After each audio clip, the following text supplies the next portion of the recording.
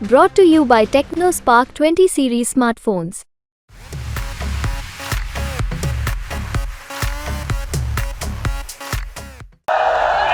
किसी बात से डरने वाला नहीं हूँ।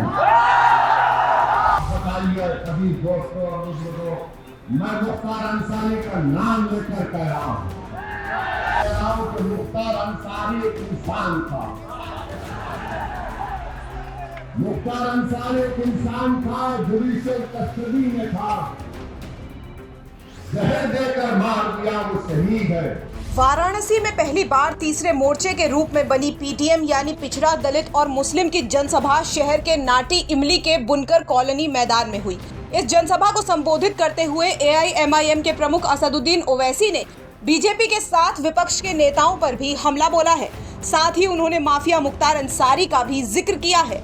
ओवैसी ने मुख्तार अंसारी को शहीद तक का दर्जा दे दिया।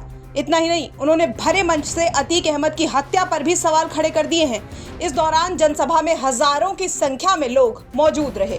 अपने भाषण की शुरुआत में एआईएमआईएम चीफ ने कहा कि ये बनारस मोदी का नहीं, उस्ताद बिस्मिल्लाह और तुलसीदास और गंगा जमुनी तहजीब का है। असदुद्दीन ओवैसी ने कहा कि पीडीएम इंसाफ के लिए बनाया गया है। उत्तर प्रदेश की राजनीति में पिछड़े समाज के लिए एक विकल्प के लिए बनाया गया है।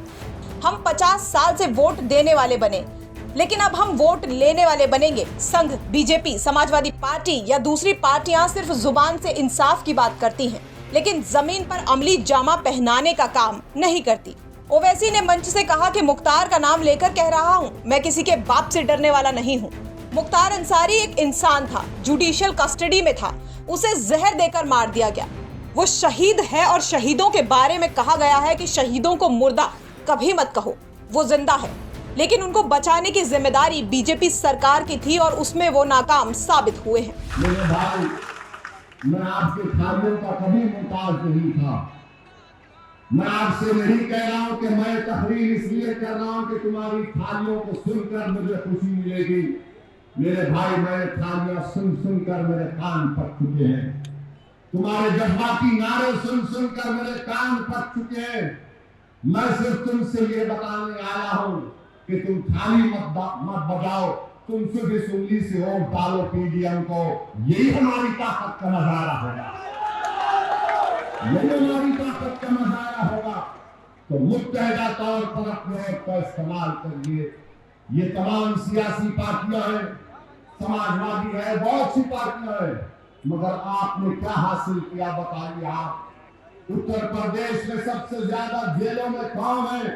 दलित समाज है, आदिवासी समाज है, पिछड़ा समाज है, मुसलमान है। आप बताइए कभी दोस्तों और बुजुर्गों, मैं मुख्तार अंसारी का नाम लेकर कह रहा हूं, मैं किसी बात से डरने वाला नहीं हूं। जमहूरियत के दायरे में रहकर कह रहा हूं कि मुख्तार अंसारी एक इंसान था।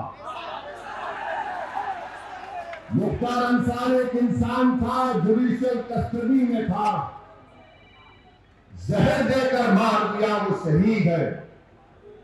वो शहीद है और शहीदों के बारे में कहा गया कि उनको मुर्दा कभी मत कहो, वो जिंदा है, उनको विदा मिलती है। मगर उनको बचाने की जिम्मेदारी बीजेपी की सरकार की थी। उनको बचाने की जिम्मेदारी बीजेपी की सरकार की थी और उसमें नाकाम साबित हुए। जिम्मेदारी उनकी है। याद रखो, इख्तियार किसी के पास नहीं रहता मेरे भाई। अगर इख्तियार किसी के पास रहता तो फिर भारत में इतने बड़े बड़े राजाओं बादशाहों के महल आज वीरान क्यों पड़े हैं? वो पूरे महल वीरान पड़े हैं, खंडर में तब्दील हो गए। कोई उनकी तरफ नजर उठाकर नहीं देखता।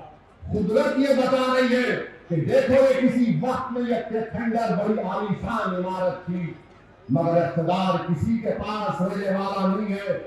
इख्तियार सबके पास से जाएगा और जो जुल्म करेगा, कुदरत उससे बहुत जल्दी इख्तियार छीन लेती है, उसको रुसवा करती है इंशाअल्लाह ताला। और जो मजलूमों को का साथ नहीं देता, जो लोगों की जाने लेता है, अरे एक दिन आएगा सब चले जाएंगे इस दुनिया से।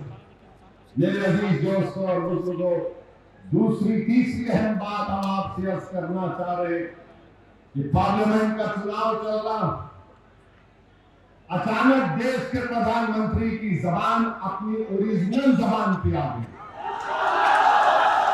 वाराणसी से रोशन जायसवाल की रिपोर्ट, यूपी तक।